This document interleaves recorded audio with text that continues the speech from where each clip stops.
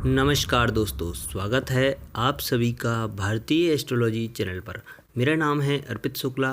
दोस्तों, इस वीडियो में हम जानेंगे आपकी कुंडली में धन योग है या नहीं, यानी कुंडली से देख करके किसी भी व्यक्ति के पास कितना धन होगा, मध्यम दर्जे का, अति उच्च दर्जे का या निम्न स्तर का, तो वह हम पता लगा सकते हैं। हालांकि इस विषय पर मैं पहले भी वीडियो बना चुका हूं, लेकिन हमेशा कुछ ना कुछ नई जानकारियां सामने आती रहती हैं, तो वीडियो बना दी जाती है। दोस्तों, धन एक महत्वपूर्ण चीज़ है जो व्यक्ति के लिए अत्यंत उपयोगी और आवश्यक है। इसके बिना हम कह सकते हैं भौतिक सुखों की और सांसारिक सुखों की कल्पना करना नामुमकिन, यानी कहीं ना कहीं सुख प्राप्ति में धन का योगदान अत्यंत महत्वपूर्ण है, क्योंकि बिना धन के सुख प्राप्त नहीं किया जा सकता। हालांकि धन ही सब कुछ नहीं होता, लेकिन धन एक अत्यंत आवश्यक फैक्टर है, की फैक्टर यहाँ पर हम मान सकते हैं। वस्तुतः देखा जाए तो जीवन में धन की आवश्यकता अत्यंत है। चाहे हम कोई धार्मिक कार्य करना चाहें हो, या किसी यात्रा करना चाहें, या किसी को हम सहायता भी करना चाहते हैं, तो हमें धन की आवश्यकता होगी। धन हालांकि सभी लोगों के पास कुछ ना कुछ मात्रा में अवश्य होता है, परंतु एक श्रेणी आती है जिसको हम धनी वर्ग कहते हैं। तो उसके योगों के बारे में आज हम इस वीडियो के माध्यम से चर्चा करेंगे। यदि कुछ मैं सूत्र बताऊंगा जो यदि किसी की भी पत्रिका में फलित होते हैं, अक्षर से फलित होते हैं, तो निश्चित मानिए वह व्यक्ति उच्च श्रेणी का धनाढ्य व्यक्ति होगा। तो दोस्तों, इस वीडियो को आपको लास्ट तक देखना है, स्किप बिल्कुल भी नहीं करना है, क्योंकि यदि आप इन सूत्रों को स्किप करेंगे तो कहीं ना कहीं इस वीडियो में जो बताई हुई बातों को मैं समझाना चाह रहा हूँ, उनको समझने में कहीं ना कहीं कोई त्रुटि भूल कर सकते हैं। तो चलिए शुरू करते हैं अपने उन योगों के बारे में। सबसे पहले हमें भाव के बारे में समझना होगा। इस वीडियो में उन योगों को समझने से पहले कौन कौन से भाव हैं जो हमारे लिए महत्वपूर्ण हैं। तो प्रथम भाव क्यों? क्योंकि यह व्यक्ति को स्वयं को दिखाता है, यह आपका स्वयं का भाव है, इसलिए इस भाव का भी अध्ययन करना होगा।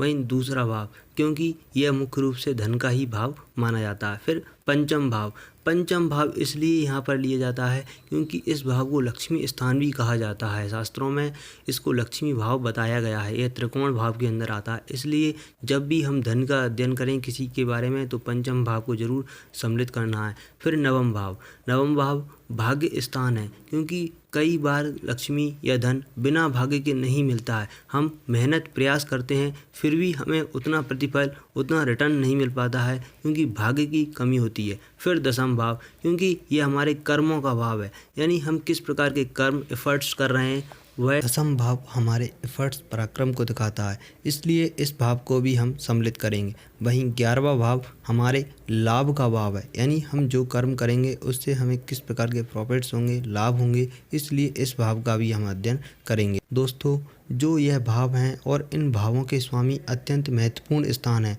यदि इनके स्वामी एक दूसरे से केंद्र अथवा त्रिकोण स्थान में आदि शुभ स्थानों में शुभ दृष्ट अथवा शुभ युति से संबंध स्थापित होता है, तो व्यक्ति करोड़ों की संपत्ति का मालिक होकर सुख सुविधा को भोगता हुआ जीवन व्यतीत करता है। एक और महत्वपूर्ण बात, जो योगों को मैं बताने जा रहा हूँ उनको आपको चंद्र कुंडली से भी देखना होगा, क्योंकि बिना चंद्र कुंडली के कई बार फलित गलत भी हो सकता है, इसलिए हमें चंद्र कुंडली का भी भरपूर मात्रा में अध्ययन करना होगा।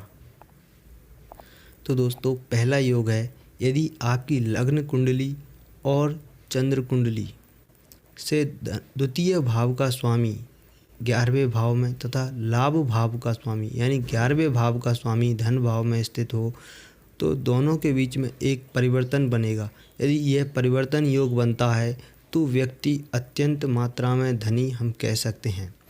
और अगला योग है दोस्तों, धन भाव के स्वामी और लाभ भाव के स्वामी दोनों एक साथ केंद्र या त्रिकोण में स्थित हों, और यदि भाग्येश द्वारा दृष्ट हों तो जातक अवश्य ही धनवान होता है। अगला योग है दोस्तों, तो 11वें भाव का स्वामी पंचम भाव में तथा पंचम भाव का स्वामी 11वें भाव में स्थित हो और उसे भाग्य भाव का स्वामी देख रहा हो, तो जातक अत्यंत धनवान होता है। यदि इसके साथ किसी और तरह से धनेश या धन भाव से संबंध बन रहा है, तब तो कहना ही क्या है, यानी सोने पर सुहागे की स्थिति को हम समझ सकते हैं। अगला योग है दोस्तों चंद्र मंगल की युति यदि आपकी कुंडली में केंद्र या त्रिकोण भावों में बन रही है और धन कारक बृहस्पति से दृष्ट हो रही है तो युति में बृहस्पति हो तो जातक अत्यंत मात्रा में धनी होता है। तो अगला योग है भाग्य भाव के स्वामी शुक्र धन भाव तथा लाभ भाव और बृहस्पति के साथ में युत हैं या बृहस्पति से देखे जा रहे हैं तो जातक प्रचुर धन का मालिक होता है। यह योग केवल कुंभ लग्न या कुंभ राशि के लिए ही मान्य होता है। अगला योग है दोस्तों लाभेश नवमेश द्वितीयेश। इनमें से कोई भी ग्रह लग्न अथवा केंद्र में स्थित हो, बृहस्पति द्वितीय पंचम अथवा एकादश भाव का स्वामी होकर केंद्र में हो तो जातक धनी होता है। अगला योग है दोस्तों नवमेश दशमेश पंचमेश का संबंध ग्रह धनेश लाभेश या भाव इस भाव से संबंध किसी भी तरह बन जाता है तो जातक धनी होता है। और यदि सभी ग्रह एक दूसरे से केंद्र या त्रिकोण में हों या एक ही भाव में स्थित हों तो जातक अवश्य ही करोड़ों का मालिक होता है। ऐसा जातक गरीब घर में भी पैदा होकर अवश्य धनी बनता ही है। अब दोस्तों हम उदाहरण के लिए श्री अमिताभ बच्चन जी की कुंडली का अध्ययन करेंगे। इस कुंडली के माध्यम से समझने का प्रयास करेंगे कि क्यों वह इतने अरबपति करोड़पति हैं। यह जग व्याप्त है कि सब कोई जानता है कि वह उनके पास प्रचुर मात्रा में धन है। तो आइए नज़र डालते हैं महानायक श्री अमिताभ बच्चन जी की कुंडली में, पता करते हैं कि उपयुक्त धन योग इनकी कुंडली में हैं या नहीं। यहाँ सब कोई जानता है कि अमिताभ बच्चन के जीवन में बहुत उतार चढ़ाव आया है। प्रस्तुत कुंडली कुंभ लग्न की है। लग्ने शनि केंद्र में बैठ कर के धन भाव के स्वामी बृहस्पति को देख रहे हैं। यह दृष्टि संबंध इस प्रकार का संकेत है कि जातक के लिए अपने जीवन में धन की महत्ता अत्यधिक होगी। और वहीं धन भाव का स्वामी बृहस्पति जुपिटर उच्च होकर के धन भाव से पंचम होकर कर्म भाव विदेश भाव तथा धन भाव को देख रहा है।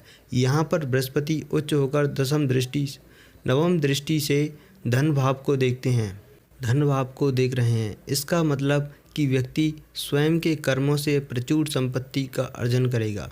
अमिताभ बच्चन अपने परिश्रम के बल पर आज करोड़ों की संपत्ति के मालिक बनकर समस्त सुख सुविधाओं को भोग रहे हैं।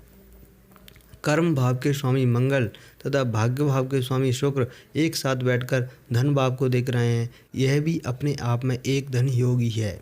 यदि चंद्र कुंडली की हम बात करें तो चंद्र कुंडली से भी कुंडली में धन योग विद्यमान है। धनेश मंगल लग्नेश शुक्र लाभेश सूर्य तथा भाग्येश बुध एक भाव में बैठे हैं। सबका एक भाव में बैठकर राजयोग लक्ष्मी योग तथा धन योग का निर्माण कर रहे हैं। चंद्र लग्न से धन कारक बृहस्पति केंद्र में उच्च होकर के दशम भाव में बैठकर गज केसरी योग अमल कीर्ति योग का निर्माण कर रहे हैं, जो कि अपने आप में कुंडली को एक सपोर्ट और बेस प्रदान करने का काम है।